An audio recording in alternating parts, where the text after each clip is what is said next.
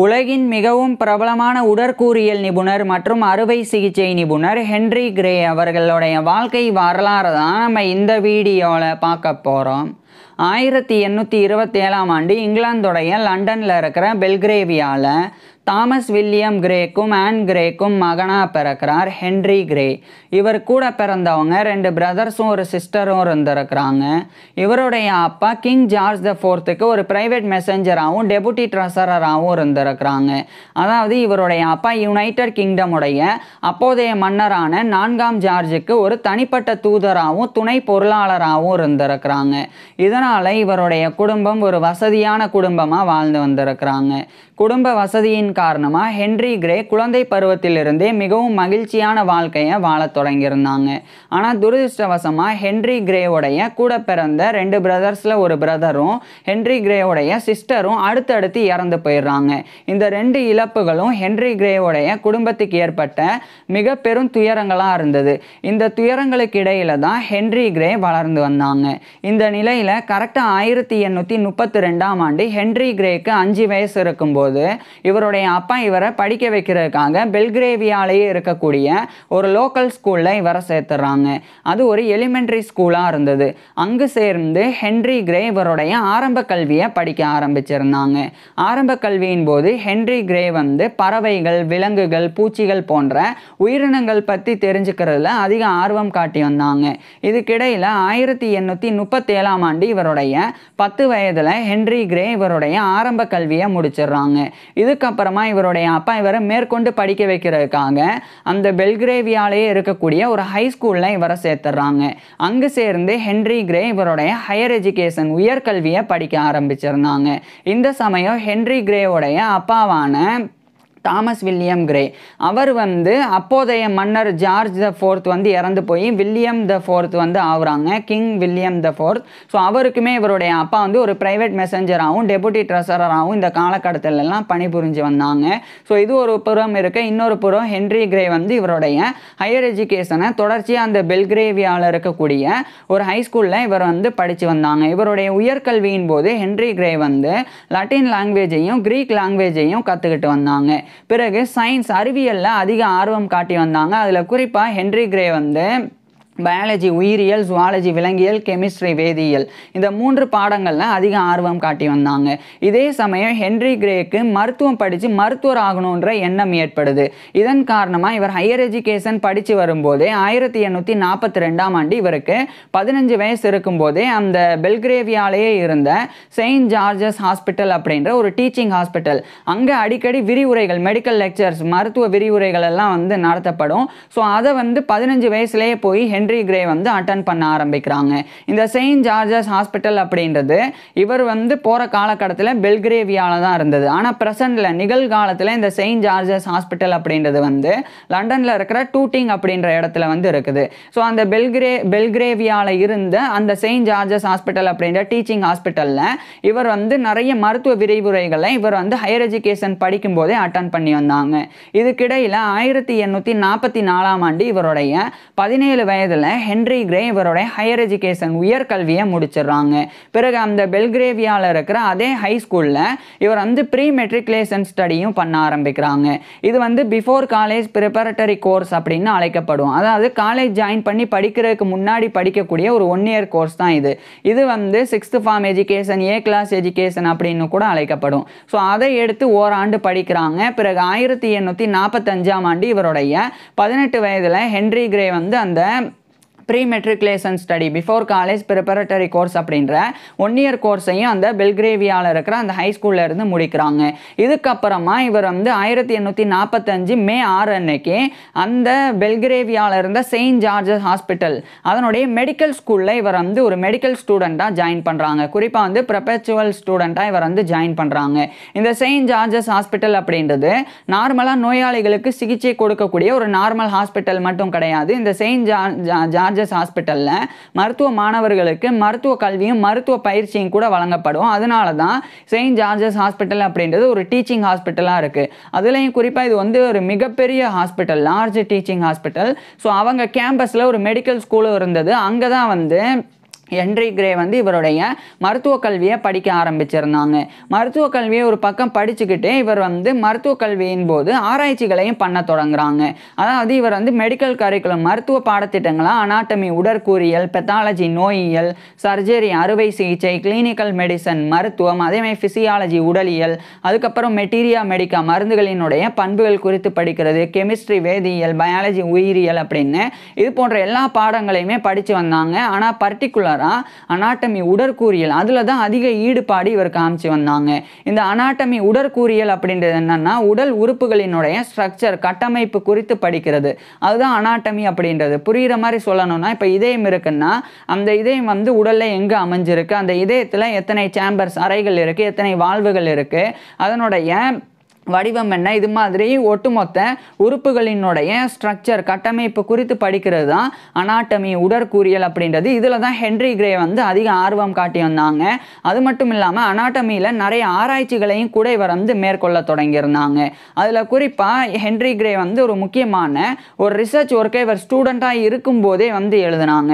அது வந்து நரம்புகள் குறித்து இவர் வந்து எழுதினாங்க. அந்த ஒரு ஒர்க் வந்து குறிப்பாக கண், அதாவது ஆப்தல்மாலஜி அப்படின்ற கண் மருத்துவம் அது குறித்து இவர் எழுதினாங்க. அதாவது கண்ணில் இருக்கக்கூடிய ஆப்டிக் நர்வ் அப்படின்ற அந்த ஒரு கண் பார்வை நரம்பு, ஸோ அதனுடைய தோற்றம், அது மட்டும் இல்லாமல் அது எப்படி வந்து மூளையோட கண்ணுக்கும் மூளைக்கும் வந்து எப்படி அது வந்து கனெக்ஷன் கொடுக்குது, அது எப்படி வந்து விஷனை வந்து டிஸ்ட்ரிபியூட் பண்ணுது, இது குறித்துலாம் இவர் வந்து ரிசர்ச் பண்ணாங்க. இந்த ஒரு ஆராய்ச்சி முடிவை 1848ஆம் ஆண்டு ஹென்றி கிரே ஒரு ஸ்டூடெண்ட்டாக இருக்கும்போதே அதை வந்து பப்ளிஷ் பண்ணுறாங்க.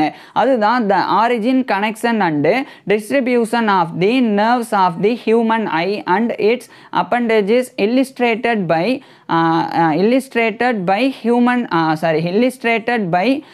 ஐ அப்படின்னு சொல்லி அந்த ஒரு ஒர்க்கு. இதை வந்து 1848ஆம் ஆண்டு ஹென்றி கிரே வந்து பப்ளிஷ் பண்ணுறாங்க. இதை வந்து பப்ளிஷ் பண்ணதுக்கு அப்புறமா ஹென்றி கிரேக்கு வந்து Royal college of surgeons of England, அது வந்து இங்கிலாந்துடைய லண்டனில் இருக்கக்கூடிய சர்ஜன்ஸ் அறுவை சிகிச்சை நிபுணர்களுக்கு உண்டான ஒரு ராயல் காலேஜ், அவங்க தரப்பிலிருந்து இவருக்கு வந்து ட்ரையானியல் பிரைஸ் ஆனது இவருக்கு வந்து வழங்கப்பட்டது. ஸோ அந்த பேப்பர் இவர் வெளியிட்ட ரிசர்ச் பேப்பருடைய டைட்டில் மறுபடியும் சொல்கிறேன்.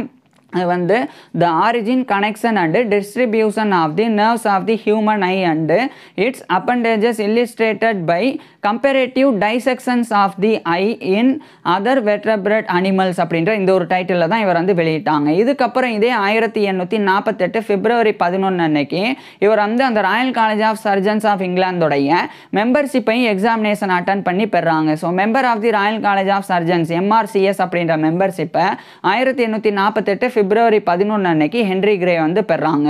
இதுக்கப்புறம் 1849 இந்த காலகட்டத்தில் தான் ஹென்றி கிரே வந்து இந்த செயின்ட் ஜார்ஜஸ் ஹாஸ்பிட்டலுடைய மெடிக்கல் ஸ்கூல்ல இருந்து இவருடைய மருத்துவ கல்வியை வந்து முடிக்கிறாங்க. ஸோ மருத்துவ கல்வி குறிப்பாக அவர் வந்து MBCHB மெடிசனே பேக்கலோரியஸ் சர்ஜரி அப்படின்னு இது லட்டினில் அழைக்கப்படும்.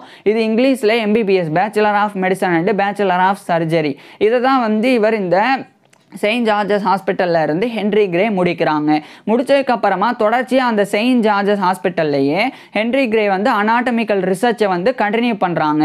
இதில் குறிப்பாக ஹென்றி கிரே வந்து ஜான் வில்லியம் பார்க்கர் அப்படின்னு சொல்லி இன்னொரு ஒரு உடற்கூறியல் நிபுணர், அவர் கூட இணைஞ்சு தான் ஹென்றி கிரே வந்து இவருடைய ஆராய்ச்சிகளை மேற்கொள்ள தொடங்குறாங்க. இதுக்கப்புறமா 1850 இந்த காலகட்டத்தில் ஹென்றி கிரே வந்து முக்கியமான சில ஆராய்ச்சிகளை மேற்கொண்டு சில முக்கியமான கண்டுபிடிப்புகளை பண்ணுறாங்க.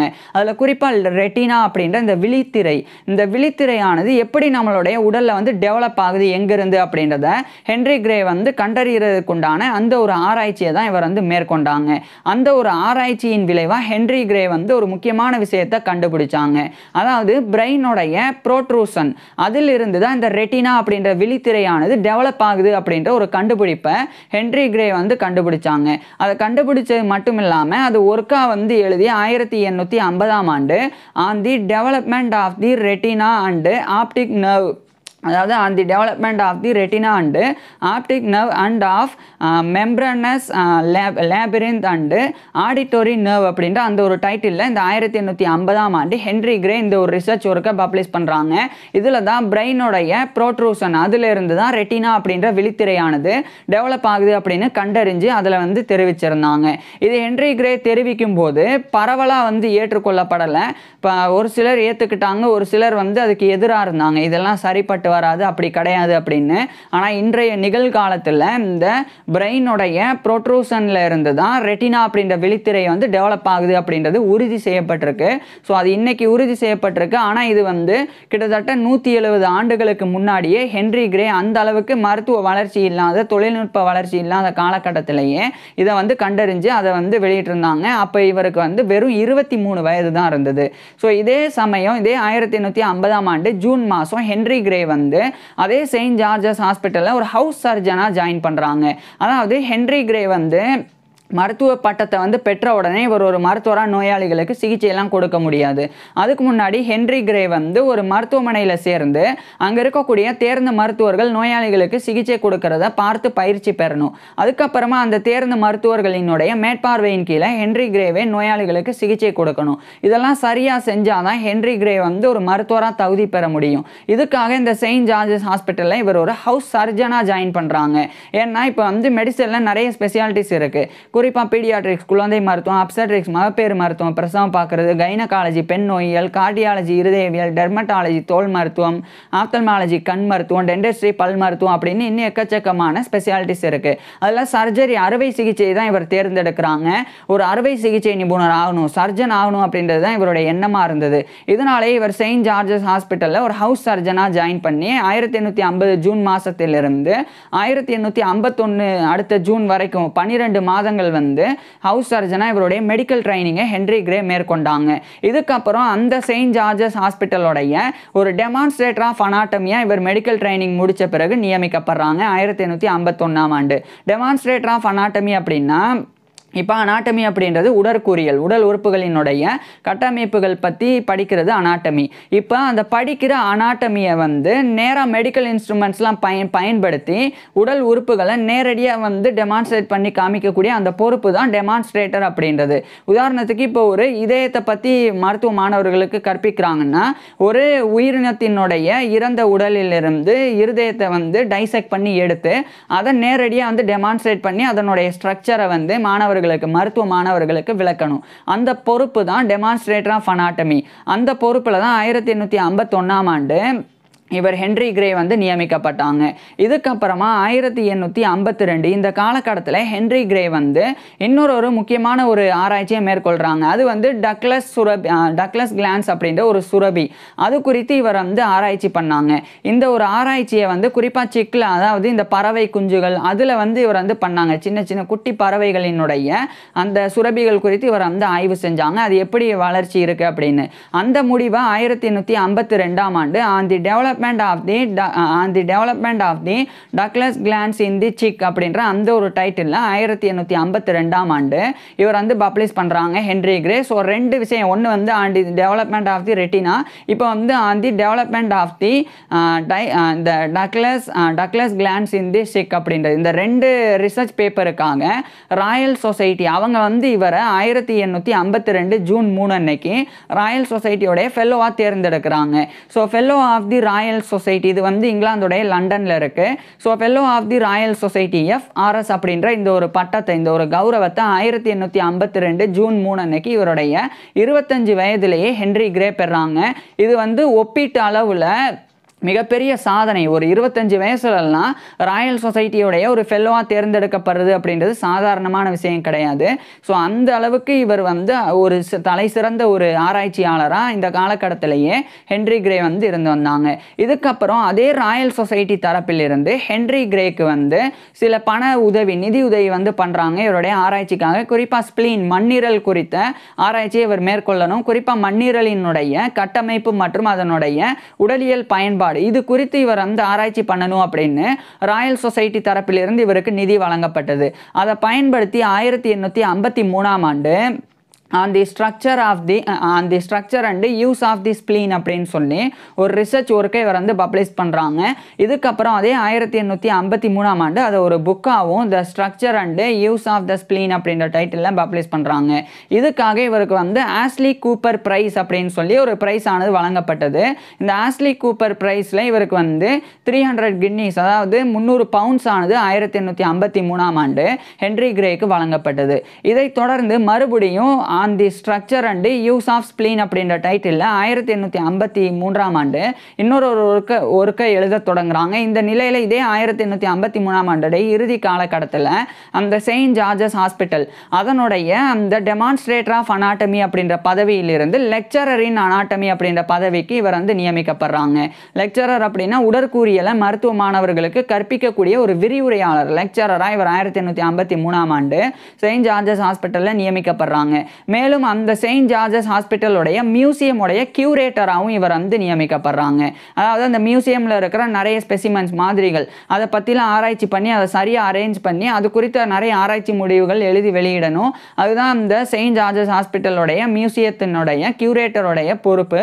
அந்த பொறுப்பில் இவர் நியமிக்கப்பட்டாங்க. அடுத்து 1854 தான் ஹென்றி கிரே வந்து அந்த ஒரு ஒர்க்கை பப்ளிஷ் பண்ணுறாங்க. அதாவது இவர் எழுதின the structure and use of spleen அப்படின்ற ஒர்க்கை வந்து பப்ளிஷ் பண்ணுறாங்க மறுபடியும். இதுக்கப்புறம் 1855 காலகட்டத்தில் ஹென்றி வேன் டைக் கார்ட்டர் அப்படின்னு சொல்லி ஒரு உடற்கூறியல் நிபுணர் அவர் கூட சேர்ந்து ஒரு முக்கியமான ஒரு புக்கை ஹென்றி கிரே வந்து எழுத ஆரம்பிக்கிறாங்க. அது வந்து உடற்கூறியல் பாடநூல். அதாவது அனாட்டமி, ஃபிசியாலஜி, பெத்தாலஜி இதெல்லாம் வந்து மருத்துவ மாணவர்கள் படிக்கிறதுக்குண்டான பாடங்கள். அதில் இந்த அனாட்டமிக்குண்டான பாட புத்தகத்தை ஹென்றி கிரே எழுதணும் அப்படின்னு 1855ஆம் ஆண்டு முடிவு செய்கிறாங்க.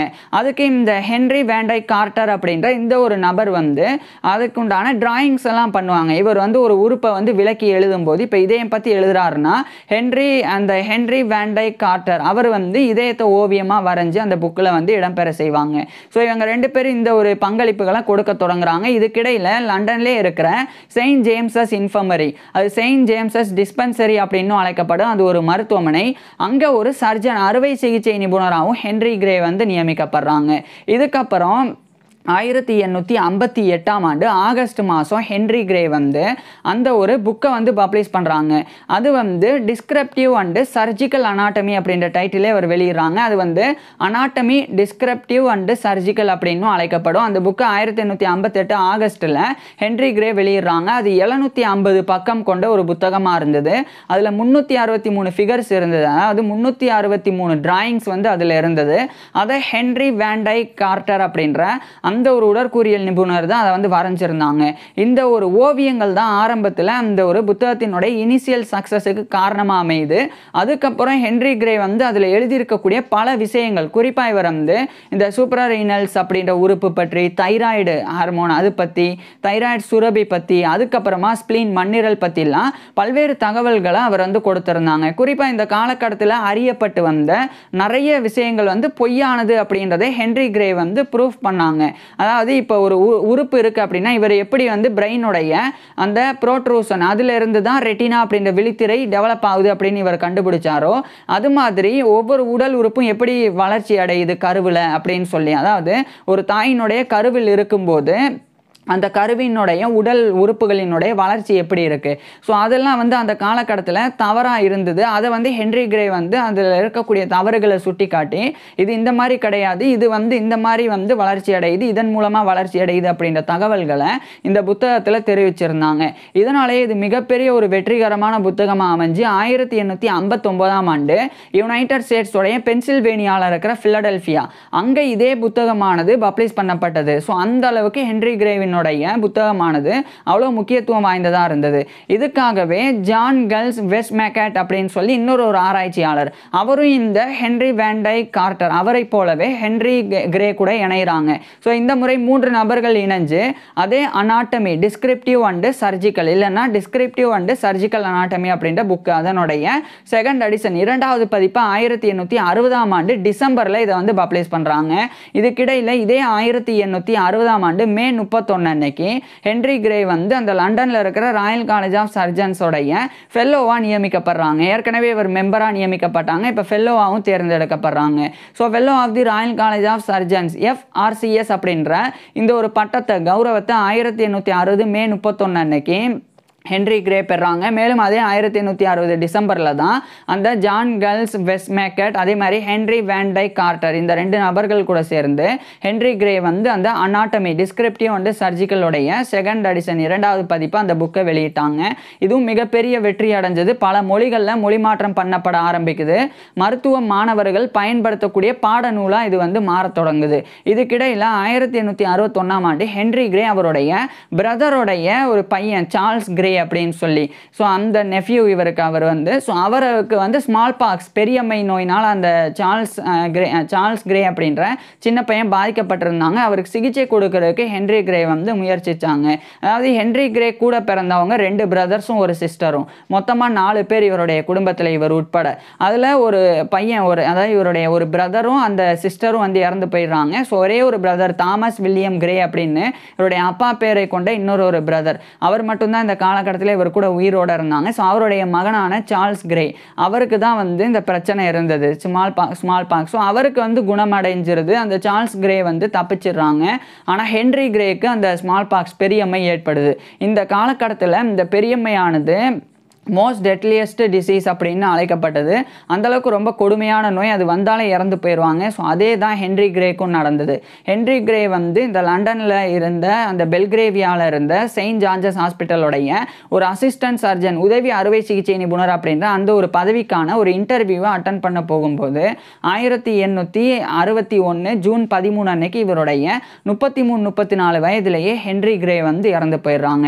ஏன் 33-34 அப்படின்னு சொல்கிறேன்னா, ஹென்ரி கிரே வந்து 1827ஆம் ஆண்டு பிறந்தாங்க. ஆனால் 1827ஆம் ஆண்டு எந்த மாதம் எந்த தேதியில் இவர் பிறந்தார் அப்படின்றது உறுதி கிடையாது. ஒருவேளை இவர் இறந்ததை வச்சு பார்க்கும்போது ஜூன் 13க்கு முன்னாடி இவர் வந்து 1827 பிறந்திருந்தார்னா இவர் இறக்கும்போது இவருக்கு வயது 34. ஒருவேளை ஜூன் 13க்கு அப்புறமா 1827ஆம் ஆண்டு இவர் பிறந்திருந்தார்னா இவர் இறக்கும்போது இவருக்கு வயது 33. அதனால தான் 33-34 வயது அப்படின்னு சொல்கிறேன். 1861 ஜூன் 13 அன்னைக்கு ஹென்ரி கிரே இவருடைய 33-34 வயதுக்குள்ளேயே இறந்து போயிடுறாங்க. இவ்வளோ பெரிய சாதனை படைத்த ஒரு நபர், அவருடைய சகாப்தம் 34 ஆண்டுகளுக்குள்ளேயே முடிவடையுது. இதில் சில முரண்பாடுகள் இருக்குது. இவர் வந்து 1825ஆம் ஆண்டு பிறந்தார் அப்படின்னு ஒரு சில இடங்கள்ல இருக்குது. அந்த முரண்பாடு இருக்குது. ஆனால் 1827 ஓரளவுக்கு உறுதி செய்யும்படியாக இருக்குது. அதே மாதிரி இவர் இறந்த டேட்டு 1861 ஜூனில் இவர் இறந்தார் உறுதி. ஆனால் ஜூன் 8லிருந்து ஜூன் 13 இந்த தேதிக்குள்ளே எப்போதான் ஹென்ரி கிரே வந்து இறந்தார் அப்படின்றது பதிவு செய்யப்பட்டிருக்கு. ஓரளவுக்கு ஜூன் 13 1861 அப்படின்றது வந்து இப்போதைக்கு வந்து கன்ஃபார்ம் பண்ணப்பட்டிருக்கு. அதனால தான் நான் இதை வந்து சொன்னேன். ஹென்ரி கிரே வந்து இறந்து போயிட்டாலும் இவர் பண்ண சாதனை, இவர் எழுதின அந்த அனாட்டமி டிஸ்கிரிப்டிவ் அண்ட் சர்ஜிக்கல் அப்படின்ற புத்தகமானது மிகப்பெரிய வெற்றி அடைஞ்சது மட்டும் இல்லாமல் இன்னைக்கு வரைக்கும் அது வந்து 40 பதிப்புகளை தாண்டி, இவர் 2 பதிப்பு வெளியிட்டாங்க, 2 எடிஷன்ஸ், அது வந்து 40 பதிப்புகளை தாண்டி இன்னைய வரைக்கும் வந்து வெளிவந்துட்டு இருக்கு. அது வந்து இவருடைய பேர்ல, ஹென்ரி கிரேவுடைய பேர்ல கிரேஸ் அனாட்டமி அப்படின்ற அந்த டைட்டில் இப்போ வந்து வெளிவந்துட்டு இருக்கு. இப்போ வரைக்கும் யுனைடெட் கிங்டம்ல மருத்துவ மாணவர்கள் அனாட்டமியோடைய பாட புத்தகமா ஹென்ரி கிரேவுடைய கிரேஸ் அனாட்டமி புக்கை தான் வந்து பயன்படுத்தி வராங்க. இதனாலே இது வந்து extraordinary authoritative text book for medical students அப்படின்னு இன்று வரை அழைக்கப்படுது. இப்பேற்பட்ட படைப்பை உருவாக்கி வெறும் சில ஆண்டுகள் மட்டுமே வாழ்ந்த ஹென்ரி கிரே பற்றி நீங்கள் என்ன நினைக்கிறீங்க அப்படின்றத கீழே கமெண்ட்ஸில் சொல்லுங்கள். உங்களுக்கு எந்த மாதிரியான டாபிக்ஸில் எந்த மாதிரியான வீடியோஸ் வேணும் அப்படின்றதையும் கீழே கமெண்ட்ஸில் சொல்லுங்கள். தேங்க்யூ. ஒரே ஒரு விஷயம், ஹென்ரி கிரே வந்து இறக்குறதுக்கு முன்னாடி தான் இவருக்கு வந்து என்கேஜ்மெண்ட் வந்து நடந்தது, மேரேஜ் ஆகிறதுக்கு. ஆனால் மேரேஜ் ஆகிறதுக்குள்ளே ஹென்ரி கிரே வந்து இறந்து போயிடுறாங்க. தேங்க்யூ.